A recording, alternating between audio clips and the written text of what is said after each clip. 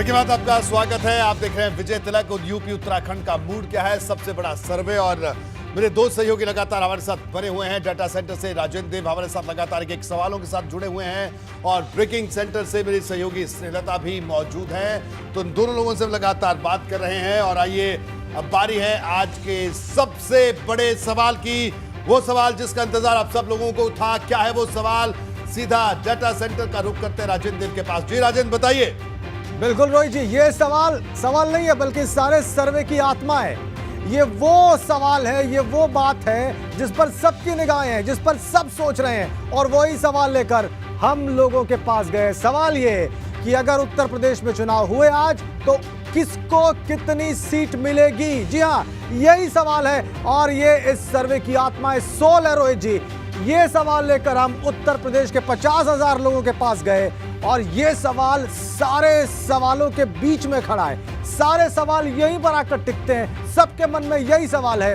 और आज हमारे कार्यक्रम को जो लोग देख रहे हैं वो सबसे ज्यादा इसी सवाल के जवाब का इंतजार कर रहे हैं कि यूपी में अगर आज चुनाव हो जाए रोहित जी तो किसे कितनी सीट, और जवाब आपके पास है। बिल्कुल राजेंद्र, तो आइए इस सवाल का जवाब जान लेते हैं कि अगर आज चुनाव हो तो उत्तर प्रदेश में किसको कितनी सीटें मिलेंगी। तो आइए जल्दी से जवाब देख लेते हैं आपके टेलीविजन स्क्रीन पर। भारतीय जनता पार्टी 241 से 249 सीटें भारतीय जनता पार्टी को मिल सकती हैं अगर आज उत्तर प्रदेश में चुनाव हो। समाजवादी पार्टी 130 से 138 सीट समाजवादी पार्टी को मिल सकती है अगर आज उत्तर प्रदेश में चुनाव हो। बसपा की अगर बात करें तो 15 से 19 सीट अगर आज चुनाव हो। कांग्रेस की बात करें तो 3 से 7 सीट और अन्य की बात करें तो 0 से 4 सीट मिल सकती हैं अगर उत्तर प्रदेश में आज चुनाव हो। तो ये वो आंकड़ा आपके सामने है कि अगर उत्तर प्रदेश में आज चुनाव हो तो किस पार्टी को कितनी सीटें मिल सकती हैं। भारतीय जनता पार्टी 241 से 249 यानी बहुमत से ज्यादा सीटें, लेकिन पिछली बार से कम होती दिख रही हैं। सपा की सीटें बढ़ती हुई दिख रही हैं 130 से 138। और बसपा की अगर बात करें तो 15 से 19, पिछली बार 19 सीट थी। कांग्रेस की बात करें तो 3 से 7, कोई बड़ा अंतर नहीं। और अन्य की बात करें तो 0 से 3 सीटें। ये वो आंकड़ा है जिसका इंतजार आप सब लोगों को था। तो 241 से 249 सीटें भारतीय जनता पार्टी को मिल सकती हैं अगर आज चुनाव हो। ये हमारा सर्वे कह रहा है, ये सी वोटर का सर्वे, एबीपी गंगा सी वोटर का सर्वे कह रहा है कि अगर आज चुनाव हो तो ये तस्वीर निकलकर सामने आएगी। स्नेहलता का रुख करेंगे ब्रेकिंग सेंटर में। जी स्नेहलता। बिल्कुल रोहित जी, आपकी बातों को बोल्ड एंड हाईलाइटेड करके इस सर्वे से जो सबसे इंपॉर्टेंट चीज निकल के आए दर्शकों के सामने रख देंगे। किसकी कितनी सीट, 300 पार 400 पार वाले खूब वादे और दावे किए जाते हैं, लेकिन सर्वे कहता है कि भाजपा को 241 से 249 सीटें मिलने का अनुमान है। पिछली बार से नुकसान। समाजवादी पार्टी जिसे अखिलेश यादव कहते हैं हम 400 लेकर जाएंगे सीट, लेकिन सर्वे कहता है कि 130 और कुछ इतनी सीटों पर उनको सिमटता देखा जाएगा। बसपा की बात करेंगे 15 से 19 सीटें, कांग्रेस 3 से 7 और 0 से 4 सीटों के बीच में ये पूरा अनुमान कुल मिला के जो गणित है, जो सांख्यिकी है, वो आपके सामने है। जी रोहित जी। बिल्कुल श्रेणता, तो अगर आज चुनाव हो तो ये तस्वीर निकलकर सामने आती है। और एक महीने के भीतर कितना बदलाव हुआ है वो भी हम अपने दर्शकों को समझाना चाहिए हमें, और समझा रहे हैं कि सितंबर 2021 के सर्वे के मुताबिक भाजपा को 259 से 267 सीट मिलती दिख रही थी, लेकिन अक्टूबर 2021 के सर्वे में यह सीट घटकर 241 से 249 तक पहुंच गई है।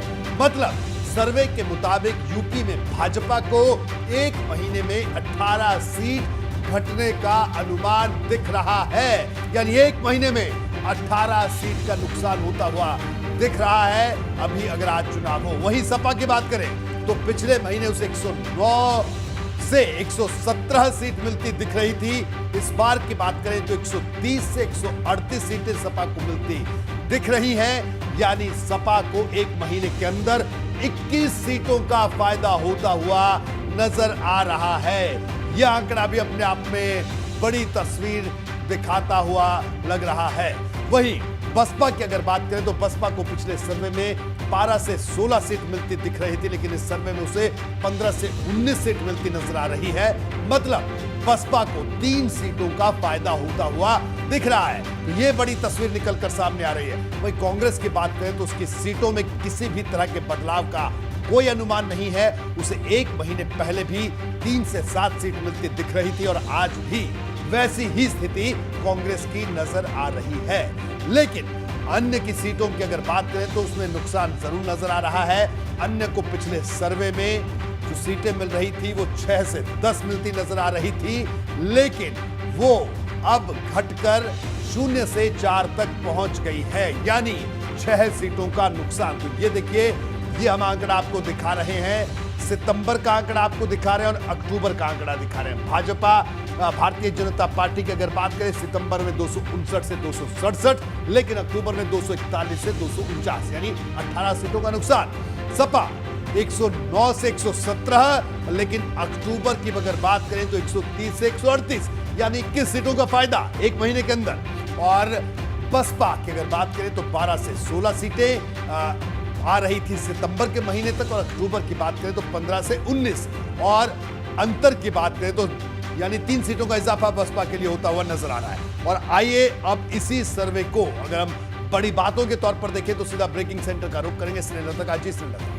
बिल्कुल, अब इस सर्वे का निचोड़ क्या है जिस पर आप सबसे ज्यादा निगाहें टिकाएं, और कुल मिला के ओवरऑल 1 महीने में इस सर्वे से किसको नफा होता है, किसको नुकसान होता है। सितंबर से अक्टूबर का ये महीना जनता का जब मूड भांपते हैं तो 18 सीटों का नुकसान भाजपा को होता दिखाई देता है। सितंबर से अक्टूबर के बीच सपा को 21 सीटों का फायदा, ये सर्वे कहता है। और 1 महीने के भीतर सर्वे में मायावती 3 सीटों का लाभ भी कमाती दिखाई देती हैं, ये अनुमान दिखाता है। कांग्रेस की जब आप बात करते हैं तो सितंबर से अक्टूबर के बीच सर्वे में कोई फायदा नहीं, यानी नो चेंज, जैसे थे वैसे ही हैं।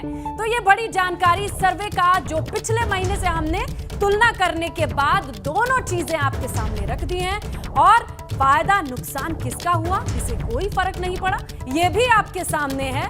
और सबसे ज्यादा जिस पर निगाहें टिकी हैं, किसको ज्यादा तेजी से आगे बढ़ते देख रहे हैं और कहां थोड़ी सी कमी दिखाई दे रही है, वो 1 महीने में मायावती को 3 सीटों के लाभ का अनुमान आप बसपा के लिए देख सकते हैं, और कांग्रेस के लिए कोई चेंज नहीं देख सकते हैं, जैसे थे वैसे ही हैं।